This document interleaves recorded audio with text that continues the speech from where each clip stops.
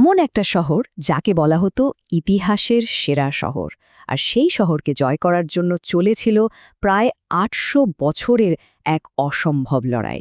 আজ আমরা ডুব দেব কনস্ট্যান্টিনোপল বিজয়ের সেই অবিশ্বাস্য কাহিনীতে। তো এই লম্বা গল্পের শুরুটা হয়েছিল একটা প্রাচীন ইসলামিক ভবিষ্যৎবাণী দিয়ে, যেখানে বলা হয়েছিল ৩টা মহান শহর জয় করার কথা। আর এই ভবিষ্যৎবাণীটাই ছিল সেই চূড়ান্ত লক্ষ্যের একটা গাইডলাইন। এই ভবিষ্যৎবাণীর প্রথম দুটো অংশ মানে মক্কা আর জেরুজালেম ১ দশকের মধ্যেই জয় করা হয়ে গিয়েছিল, কিন্তু ৩ নম্বরটা মানে রোমান সাম্রাজ্যের রাজধানী কনস্টান্টিনোপল পরের ৮০০ বছর ধরে অধরাই থেকে যায়। এটা হয়ে উঠেছিল একটা মহাকাব্যিক স্বপ্ন, একটা জুনুন। তো প্রথম বড়সড় চেষ্টাটা করে উমাইয়া খিলাফত। তার ওই ভবিষ্যৎবাণী আর শহরের স্ট্র্যাটেজিক গুরুত্বের কথা ভেবেই এগুচ্ছিল, কিন্তু সেখানে গিয়ে তারা যা দেখল তার জন্য তারা মোটেও প্রস্তুত ছিল না। শহরটা অ্যাটাক করতে গিয়েই মুসলিম সেনারা একেবারে থমকে গেল। তারা এমন এক ডিফেন্স সিস্টেমের মুখোমুখি হল যা দেখে মনে হচ্ছিল এটা ভাঙা প্রায় অসম্ভব। শহরের ডিফেন্স সিস্টেমটা ছিল বলতে গেলে প্রায় দুর্ভেদ্য।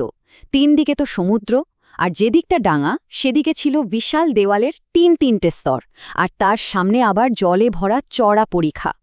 এই কিংবদন্তিতুল্য ডিফেন্স সিস্টেম শত শত বছর ধরে রোমান রাজধানীকে বাঁচিয়ে রেখেছিল।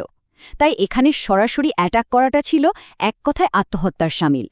আর এই অ্যাটাকের সময়ই একটা খুব দুঃখের ঘটনা ঘটে। নবী মোহাম্মদের একজন সাহাবী আবু আয়ুব আল আনসারি অসুস্থ হয়ে মারা যান। তার শেষ ইচ্ছে ছিল, আমাকে শহরের যতটা সম্ভব কাছে কবর দিও। যে দেওয়াল তিনি জিততে পারেননি তার গোড়াতেই তিনি চিরদিনের জন্য ঘুমিয়ে রইলেন।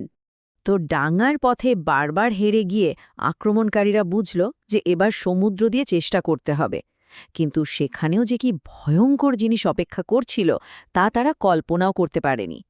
কনস্ট্যান্টিনোপলের নৌ প্রতিরক্ষায় একটাই দুর্বল জায়গা ছিল, আর সেটার নাম গোল্ডেন হর্ন। এটা ছিল শহরের ভেতরে ঢোকার একটা ব্যাকডোরের মতো।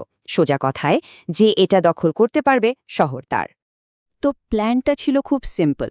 মুসলিম নৌবহর গোল্ডেন হর্নে ঢোকার চেষ্টা করবে, কিন্তু রোমানরা কি করল, তারা একটা বিশাল লোহার শেকল দিয়ে ঢোকার রাস্তাটাই বন্ধ করে দিল। আর তাদের হাতে ছিল একটা সিক্রেট ওয়েপন। আর সেই সিক্রেট ওয়েপনটা ছিল গ্রিক ফায়ার, এমন এক রাসায়নিক অস্ত্র যা জলে নেভে না, বরং জলের ওপরেও জ্বলতে থাকে। রোমান জাহাজ থেকে ছোঁড়া এই আগুনে আক্রমণকারী নৌবহরটা পুরোপুরি জ্বলে ছাই হয়ে যায়। পরাজয়টা এতটাই সাংঘাতিক ছিল যে এর কথা সেই সময়কার চীনার রেকর্ডগুলোতেও লেখা আছে। ভাবা যায়, এইরকম একটা ভয়ঙ্কর হারের পর আর শহরটার অজেয় একটা খেতাব পাওয়ার ফলে বহু শতাব্দী ধরে আর কেউ বড়সড় অ্যাটাকের চেষ্টাই করেনি। কনস্ট্যান্টিনোপল জেতার স্বপ্নটা যেন সবাই ভুলতেই বসেছিল। এরপর কেটে গেল বহু বছর। উমাইয়াদের শেষ অ্যাটাকটা তো ফেল করেই উল্টে তাদের সাম্রাজ্যই দুর্বল হয়ে পড়ে। এরপর আব্বাসীয় খিলাফত ক্ষমতায় আসে, কিন্তু তারা এদিকে ঘেঁষেইনি। তারপর মঙ্গল আক্রমণে মুসলিম বিশ্ব যখন ছিন্ন ভিন্ন, তখন কনস্ট্যান্টিনোপলের কথা আর কারোর মাথাতেই ছিল না। প্রায় ৭০০ বছর কেটে যাওয়ার পর ইতিহাসের মঞ্চে এন্ট্রি নিল এক নতুন শক্তি, অটোমান সাম্রাজ্য। আর তারাই সেই পুরনো প্রায় ভুলে যাওয়া স্বপ্নটাকে আবার নতুন করে জাগিয়ে তুলল। তো অটোমানদের হয়ে ৩ নম্বর বড় অ্যাটাকটা করলেন সুলতান বায়াজিদ। তিনি ৪ বছর ধরে শহরটা ঘিরে রেখেছিলেন, কিন্তু সেই শত শত বছরের পুরনো দেয়াল তার কাছে বায়াজিদও হেরে গেলেন। মানে ৭০০ বছর পরেও শহরটা ঠিক আগের মতোই দুর্ভেদ্য। রেজাল্ট সেই একই, ব্যর্থতা। এই ঘটনার মাত্র ২০ বছর পর বায়েজিদের নাতি সুলতান মুরাদ চতুর্থবার চেষ্টা করলেন। তিনি বিশাল এক আর্মি আর নেভি নিয়ে আবারও সেই অজেয় দেওয়ালের উপর ঝাঁপিয়ে পড়লেন, কিন্তু লাভ হল না। রেজাল্ট আবারও সেই একই, ব্যর্থতা। আর পরপর এই হারগুলো ছিল একটা বিরাট ধাক্কার মতো। অনেকেই তো ধরেই নিয়েছিল যে এই শহর জেতাটা সত্যি অসম্ভব। কিন্তু মজার ব্যাপার হল, সুলতান মুরাদের এই গভীর হতাশার মধ্যে দিয়েই কিন্তু জন্ম নিয়েছিল শেষ এবং কিংবদন্তি হয়ে যাওয়া সেই অ্যাটাকের পটভূমি। বলা হয়, সুলতান মুরাদ এই হারে এতটাই ভেঙে পড়েছিলেন যে তার জীবনের সবচেয়ে বড় স্বপ্নটাই যেন শেষ হয়ে গেল। তিনি নাকি তার ছেলেমেয়েদেরকে সবসময় তার এই হেরে যাওয়ার গল্প শোনাতেন।